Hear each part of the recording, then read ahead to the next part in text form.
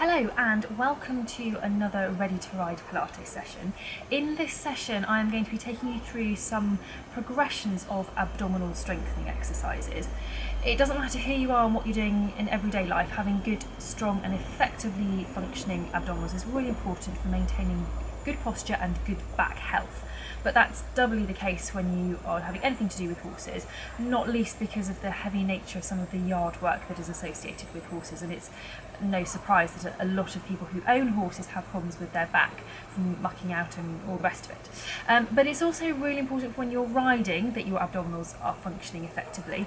They help contribute to having a good posture, and following on from having a good posture means that you can have a nice light contact. If your posture is poor, it fixes your shoulder blades and it really reduces your ability to move with the horse and have light, soft hands.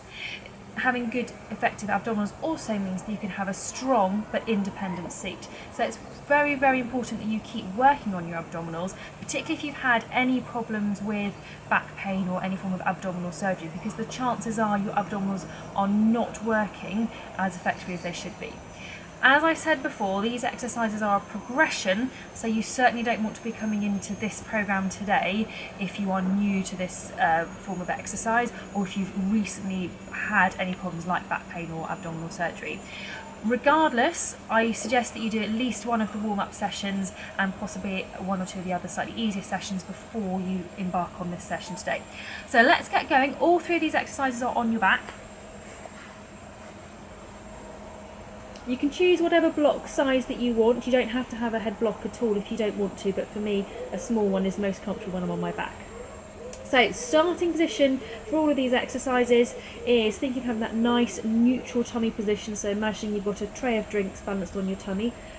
Sometimes I'll use a spiky ball. I'm not going to do that in this session today. I'll come on to that probably in a specific session later on, but if you imagine you've got a ball balanced on your tummy and you want to keep it absolutely still, that will help give you that feedback. Alternatively, you can pop your hands onto your headlights and then you'll get feedback if you're wobbling from one side to the other. Take your pelvic floor lift up onto floor 3, and then one at a time bring your legs up into the tabletop position. I always say one at a time because bringing your legs up together and lowering them down together puts a huge amount of shear force through your back, and it's not necessarily the best to do. I mean, you can do it if you're really super strong, but for a lot of people it's probably a little bit too much effort. So tabletop, as much as you can, think 90 degrees at hips and 90 degrees at knees. Still keeping that neutral tummy position, pelvic floor onto floor 3. And we're going to start off with doing your scissors exercise. So we're going to go into, in Pilates, what is called your level 2. So that is taking one foot down and back up, and then taking the other foot down and back up. And as you're doing this, the pelvic floor stays onto floor 3, and that tummy stays in that neutral position. So this is where if you've got a ball on your tummy, you want to make sure that it doesn't rock from side to side. Today I'm using my hands on my headlights to make sure that I'm not rocking or I'm not moving forwards with my headlights as the legs move. If you're finding this okay, then you can move it on to the level 3. So you take one foot down and then you move both legs at the same time, still focusing on moving from the hips, not from the knees. The cheat is to start doing this from the knees. So always moving from the hips, keeping those abdominals working to help you keep that neutral position and pelvic floor onto floor 3. Okay, so bring your feet down. Always have a bit of a breather between these exercises unless you are really super strong, and if you're really working on your stamina and trying to build up the reps through over time, it's better to give yourself a breather. What you don't want to do is to make your back so tired that you start to really arch and dome through your back and then start to lose that control and lose that stability. Equally, I don't want you to become sore from doing any of these. So check your starting position before you start the next exercise. Pelvic floor onto floor 3, neutral pelvis, hands onto the headlights, and again, one at a time, legs up into your tabletop position. Okay, we're going to move on to doing the hip twist, and we're going to go straight into the level 3 because it's a little bit easier, I think, in some ways than doing the level 2, which involves a lot of swapping around. So unlike when your feet are in the level 1 position and on the floor, where just the knee moves, in this position the whole leg moves. So one leg out to the side, back up to the top, and then the other leg out to the side, back up to the top. Still thinking pelvic floor onto floor 3, flat, neutral pelvis position. Use those hands. So what you're watching for is that you don't rock through your pelvis as the leg moves.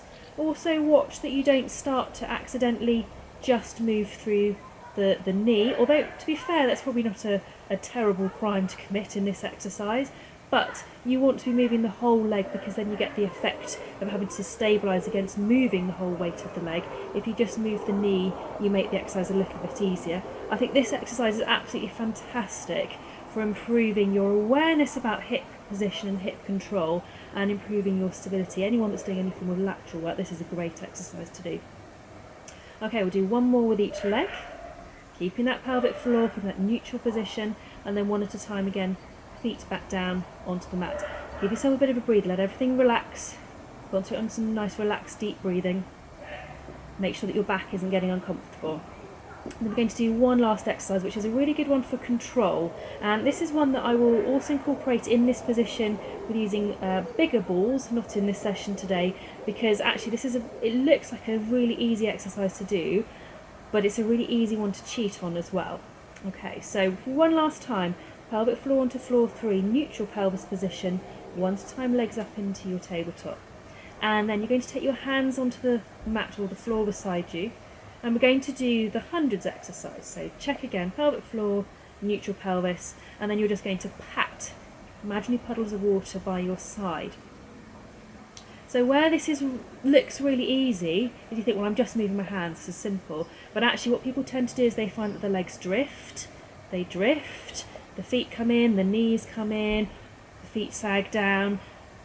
Much harder than you think to keep gently working on your arms and keep your legs in that neutral position and keep your pelvic floor onto floor 3 and keep that neutral pelvis position. And this is such a great exercise for multitasking. Getting cramp in my feet now. So if you do get cramp in any exercises, just stretch your feet out in the opposite direction. It's not at all uncommon. Just relax my feet a little bit more. This is called the hundreds because you're meant to do this 100 times, but everyone goes at a different speed, so I go for what is approximately 100 on average. The other thing to watch with this is that you don't just pat with your hands. This is about whole body control, so you're keeping the movement coming right through from your shoulders. Remember, when you're thinking about your contact, you want strength coming from your shoulders, not from your hands, so this is a good exercise for that as well. Okay, so when you're done, rest your hands back down, one at a time, feet back down onto your mat, have a rest, and you are done. Okay, so like I said, those are a progression of abdominal strengthening exercises. There are harder ones to come, but I think this is a perfect number to do. Any more than that, then the fatigue will start to really kick in, and then you start to lose the efficacy of the exercises that you're doing because you can't do them properly. I hope you have found those interesting and useful and going to be beneficial to you. Make sure, if you haven't already, that you do subscribe to this channel, and then you'll get all the latest exercise programs coming through. And if you want any more information about anything that we do in these sessions, then check out the Ready to Ride blog, and hopefully there'll be something there to give you extra information. Anything that you don't find on there, you can contact me through the blog, send me a message, and I'll hopefully be able to answer things or add things in if you want. So thanks for joining me, and I will see you next time.